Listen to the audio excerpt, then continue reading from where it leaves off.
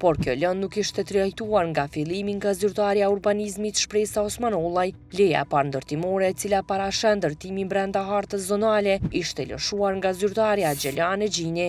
Mirë po, nuk dihet se cilat janë arsyet se e njëjta nuk ka vazhduar të ishte zyrtare e kësaj lënde. E kontaktuar përmes telefonit, Gjini ka thënë se kështu ka vendosur drejtori. Ishta me dy, a ke hekti vedur prej landës a qysh? Ajo ka qenë landën veti ka qenë, se që së ndodhë me ja.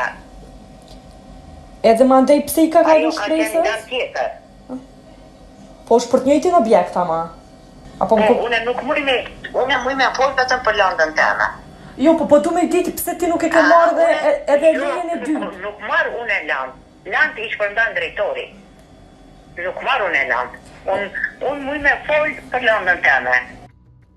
Lidhur me këtë, Betimi për Drejtësi ka tentuar të zhvillojë interviste dhe me shefin e kabinetit të kryetarit Shaqir Totaj, Nehat Elshani. Elshani nuk ka pranuar të deklarohet përmes kamerës derisa nuk i është përgjigjur as telefonit, kërkesës nuk i është përgjigjur as kryetarit Totaj.